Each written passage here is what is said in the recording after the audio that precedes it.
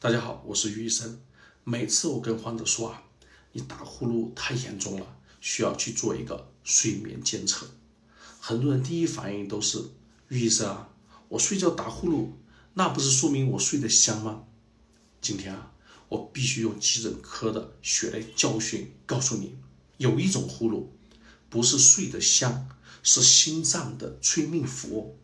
那些打着打着突然没声了，憋个10几秒，然后猛吸一口气的呼噜，不是睡得沉，是你的呼吸暂停了。你的身体正在经历一场每晚数百次的缺氧演习呢。第一，咱们先分清两种呼噜，一种是雷声大雨点小的呼噜，也就是声音大但节奏还是很均匀的，这种叫单纯性打鼾，虽然有点吵人但对身体的伤害相对可控。另一种是我最害怕的，叫呼吸暂停型呼噜。它的特点是呼噜声突然中断，胸腔还在努力的起伏，但就是没气了。10几秒甚至几十秒后，随着一声巨大的喘息，呼噜声呢又重新响起来。这个过程就是医学上的睡眠呼吸暂停。你不是睡着了，你是被憋晕了，然后又憋醒了，一晚上反复几十次，甚至300次。第二，它怎么会变成心脏的催命符呢？很多人不知道，每一次呼吸暂停都是一次微型的心脏病发作。当你憋气的时候血液里的氧气含量会急剧的下降，你的大脑会感知到危险，就立刻命令身体进入应激状态，也就是交感神经兴奋，肾上腺素飙升，心率瞬间加快，血压像坐过山车一样冲上去。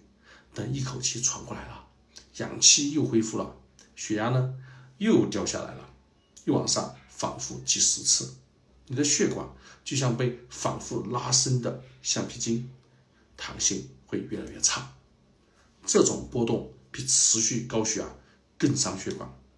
更可怕的是长期的夜间缺氧会让心脏的心房壁发生纤维化，这样电信号传导就会紊乱，最终会诱发房颤，就是一种会让心脏乱跳，血流变慢，很容易形成血栓的恶性心律失常。数据触目惊心睡眠呼吸暂停的患者发生高血压的风险是正常人的2到3倍，发生房颤的风险是正常人的4倍，发生中风的风险是正常人的3到4倍。你以为自己只是呼噜声大吗？其实是心脏在夜里一次次的报警。第三，哪些人容易中招呢？如果你或者你身边的家人符合下面几条，一定要警惕。一，体型偏胖，尤其是脖子粗、肚子大。2，呼噜声大，而且还伴有呼吸中断、憋醒。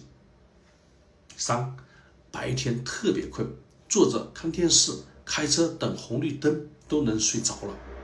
4，夜尿增多，起夜频繁的。5，晨起口干、头痛、血压偏高的。别以为这只是睡得不好它可能是高血压、房颤、中风的前奏。第4，怎么办？3步骤，把命救回来。第一步，去睡眠中心做一个监测，这是诊断的金标准。带一个小小的睡眠监测仪，睡一晚，医生就能知道你一晚上呼吸暂停了多少次，缺氧到了什么程度。第二步，根据严重程度选择治疗方案。轻度患者可以先尝试一下侧卧睡眠，还有减重、戒烟、戒酒。对于中重度患者，最有效的手段就是无创呼吸机。睡觉的时候戴一个面罩，呼吸机在你吸气的时候给你一个压力，把你的气道给撑开，让你呼吸顺畅。很多人戴了之后呢，第二天早上起来感觉就精神焕发，血压都降下来了。还有部分患者如果有明显的鼻腔或者咽部结构问题，就比如说有鼻息肉、扁桃体肥大，可能需要手术治疗。第3步，管好你的体重和血压，减重5%到10%呢，就能明显的改善睡眠呼吸暂停。控制好血压和房场是预防中风的关键。最后我给大家一句掏心窝子的话，别再拿打呼噜不当病了。如果你家里的人睡觉时呼噜打着打着突然就没声了，憋半天才喘一口气，请你一定要把他叫醒，带他去医院的呼吸科或睡眠中心去查一查。这不是小题大做，这是在救他的命。打呼噜的人睡着的每一夜，心脏都像在渡劫。把这条视频转给你身边那个呼噜声最大的人，告诉他打呼噜不是睡得香，是心脏在求救。我是于医生，用靠谱的医学知识为你的健康保驾护航。